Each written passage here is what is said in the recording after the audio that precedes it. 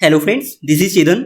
News ये है कि रिसेंटली पाकिस्तान की तरफ से संकेत मिले हैं कि पाकिस्तान भारत के साथ व्यापार करना चाहता है और ये बात खुद उनके विदेश मंत्री ने लंदन में बैठकर कही है। लेकिन सवाल ये है कि क्या भारत ऐसा करेगा? क्या भारत फिर से इंडिया और पाकिस्तान के बीच जो ट्रेड होता था उसको फिर से हरी झंडी देगा? समझेंगे क्या है पूरा इशू। पाकिस्तान का रुख अचानक भारत की तरफ क्यों हो रहा है, स्पेशली ट्रेड को लेकर, या यूं कहें कि पाकिस्तान भारत के साथ व्यापार क्यों करना चाहता है। भारत और पाकिस्तान के बीच पहले किन चीजों का व्यापार होता था, भारत और पाकिस्तान के बीच व्यापार क्यों बंद हो गया था, बहुत कुछ डिस्कस करेंगे। एक्चुअली बात यह है कि रिसेंटली पाकिस्तान के जो विदेश मंत्री हैं उन्होंने ये कहा है कि पाकिस्तान भारत के साथ व्यापार करने पर विचार कर रहा है। फ्रेंड्स, जब किसी देश के ऑफिशियल्स ऐसी बात कहते हैं तो इसका मतलब यही होता है कि वो सच में ऐसा करना चाहते हैं। यानी पाकिस्तान भारत के साथ व्यापार करना चाहता है, जो कि पहले बंद हो चुका था। वहां की नई सरकार में इसको लेकर बातचीत चल रही है कि भारत के साथ अपने रिश्तों को कैसे ठीक करें। और अगर आप उनके इलेक्शन कैंपेन देखोगे तो सभी नेता एक ही बात कहते थे कि जब भी वो पावर में आएंगे इंडिया के साथ अपने रिलेशन ठीक करेंगे। ओके, बड़ा सवाल ये है कि पाकिस्तान का रुख नरम क्यों पड़ रहा है, पाकिस्तान क्यों भारत के साथ फिर से व्यापार करना चाहता है।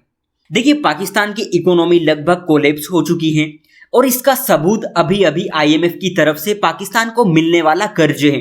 रिसेंटली आईएमएफ की एक टीम पाकिस्तान की इकोनॉमिक कंडीशन को रिव्यू करने गई थी, क्योंकि पाकिस्तान ने आईएमएफ से कहा था कि उन्हें कर्ज की जरूरत है, लेकिन आईएमएफ वैसे ही किसी को पैसा नहीं देता। उसकी अपनी कुछ शर्त होती है, कुछ कंडीशन होती है जो कि सीधे सीधे इकोनॉमिक रिफॉर्म से जुड़ी रहती हैं। अब कंडीशन ये है कि आईएमएफ की शर्तें पाकिस्तान मानने को मजबूर हो गया कि ये अपने यहाँ का मार्केट अब और ओपन करेंगे, फॉरेन गुड्स पर टैक्स कम कर सकते हैं, ये ऑफिशियल्स का मानना है। यानी कुल मिलाकर कहें तो ये आईएमएफ के जाल में भी फंस चुके हैं।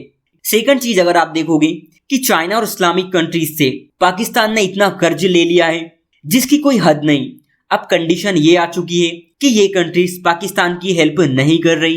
पाकिस्तान के ऊपर टोटल करीब $100 बिलियन का कर्ज है, जिसमें से चाइना को इन्हें $30 बिलियन देने हैं। और चाइना पर इनकी डिपेंडेंसी इसलिए इतनी है क्योंकि पाकिस्तान चाइना के सीपेक में उलझ गया। अगर पाकिस्तान चाइना के सीपेक में नहीं उलझता तो इस बायलैटरल डेब्ट यानी द्विपक्षीय कर्ज का बोझ पाकिस्तान के ऊपर इतना नहीं होता। चाइना इनको कर्ज तो दे रहा है, लेकिन उसकी शर्त अब इतनी खतरनाक हो चुकी है कि मुझे नहीं लगता कि आने वाले टाइम में पाकिस्तान अपने इंटरेस्ट से समझौता करेगा। लेकिन शायद अब बहुत देर हो चुकी है, क्योंकि बड़ा सवाल ये भी है कि चीन का इतना सारा पैसा पाकिस्तान वापस कैसे करेगा। इन फ्यूचर पाकिस्तान चाइना का मिलिट्री अड्डा बनकर ही रह जाएगा और ये बात पाकिस्तान के लोग बहुत अच्छी तरह जानते हैं। लेकिन दिक्कत ये है कि पाकिस्तान जितना भी पैसा कर्ज लेता है उन पैसों को डिफेंस पे खर्च करता है, न कि अपने इकोनॉमी को सुधारने के लिए। मतलब जिन उद्देश्य के लिए पाकिस्तान को पैसा मिलता है वो इनको यूटिलाइज ही नहीं करता।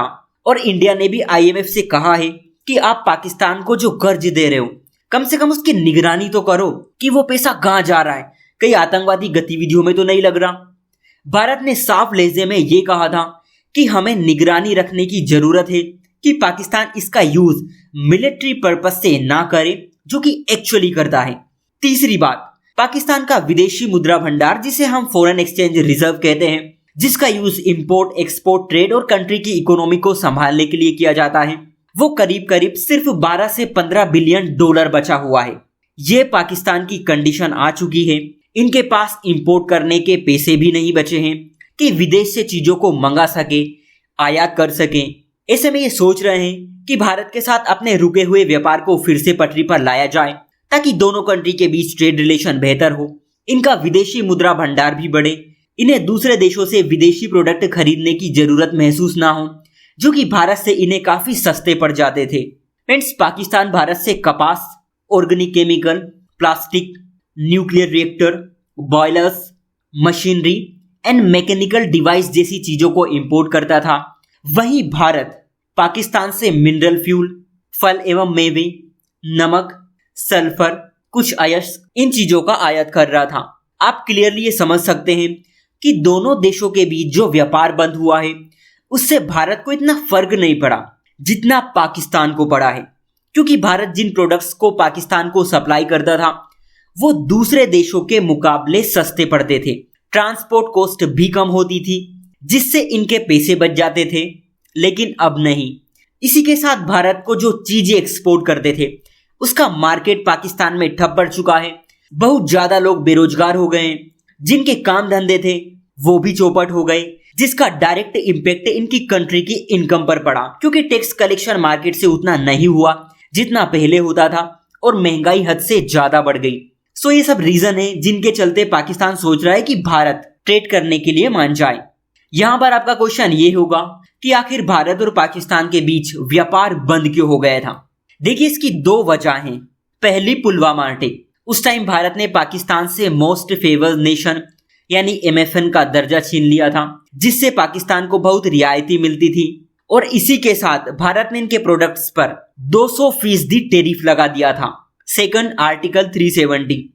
भारत ने जब से आर्टिकल 370 हटाई, उस टाइम पाकिस्तान ने इमोशनल होकर दोनों के बीच होने वाले व्यापार को बंद कर दिया था। सो यही मेन रीजन है जिनके चलते दोनों देशों के बीच जो व्यापार होता था, जो ट्रेड होता था, वो ठप पड़ गया।